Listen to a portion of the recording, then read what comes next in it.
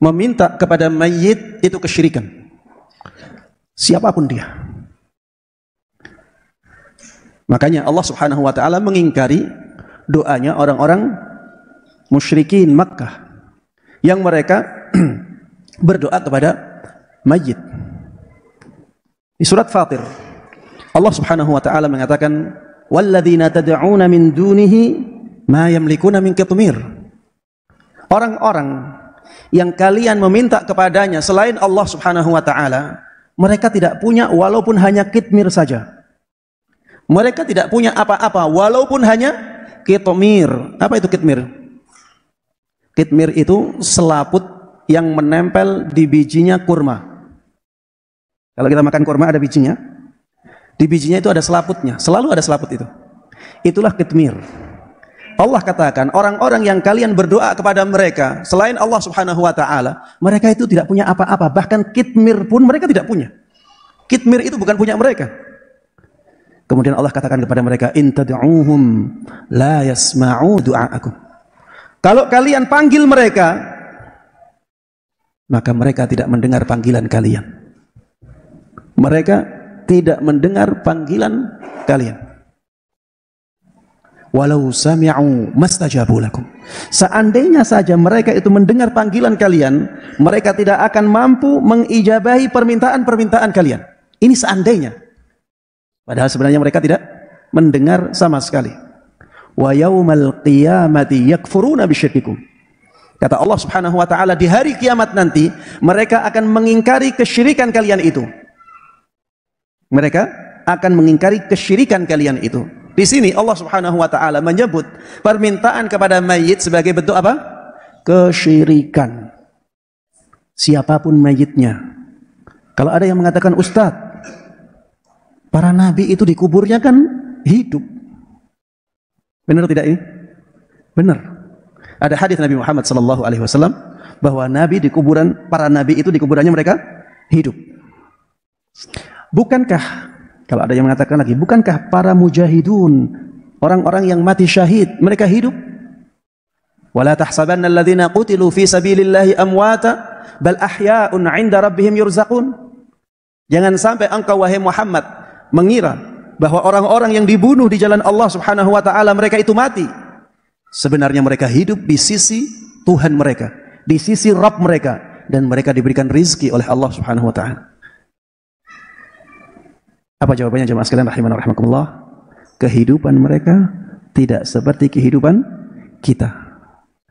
Dan kehidupan mereka di alam barzakh, di alam lain selain alam kita ini. Barzakh itu tidaklah dikatakan sebagai alam barzakh kecuali karena seakan-akan antara alam kita dengan alam tersebut ada dinding yang tebal yang memisahkan kita. Barzakh itu dalam bahasa Arab bisa bermakna dinding.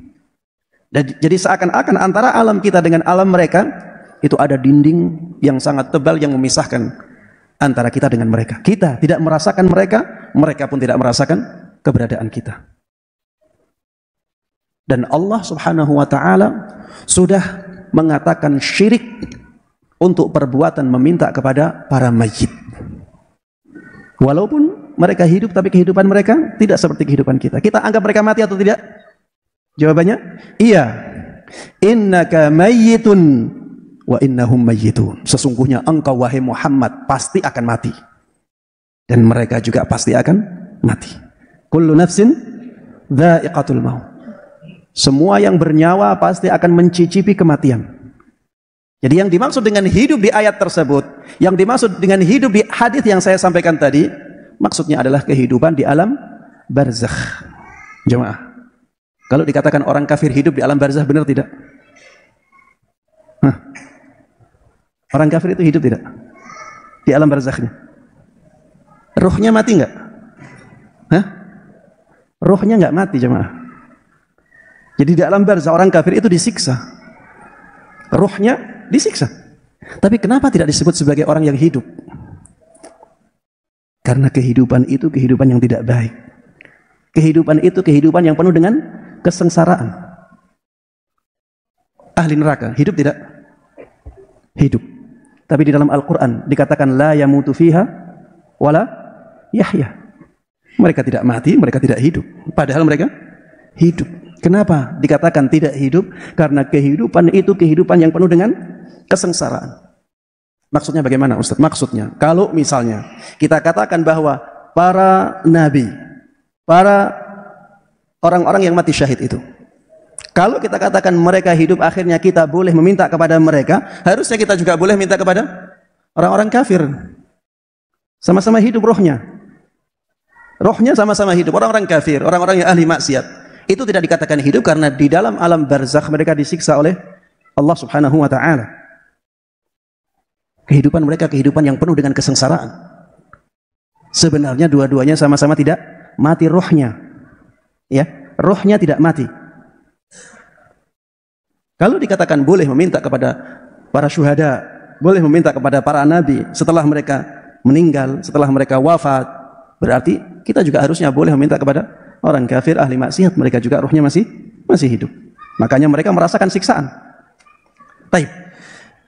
Itu jawaban dari syubhat tadi.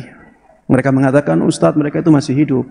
Dikatakan dalam Al-Quran seperti ini, dikatakan dalam hadis seperti ini, berarti mereka mendengar doa kita.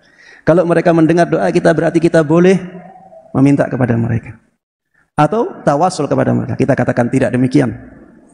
Benar di dalam Al-Quran disebutkan orang-orang yang mati syahid itu hidup. Benar di dalam hadis Nabi Muhammad SAW dikatakan para nabi itu hidup. Iya, tapi kehidupan mereka tidak seperti kehidupan kita. Mereka dikatakan hidup karena arwah mereka mendapatkan kenikmatan yang sangat luar biasa dari Allah Subhanahu wa taala. Makanya para mujahidun, orang-orang yang mati syahid dikatakan bal ahya'un 'inda rabbihim yurzaqun. Mereka diberikan rizki oleh Allah Subhanahu wa taala dengan kenikmatan-kenikmatan yang sangat luar biasa. Makanya mereka disebut sebagai orang-orang yang hidup karena arwahnya benar-benar hidup dalam kemuliaan. Sedangkan yang selain mereka tidak demikian.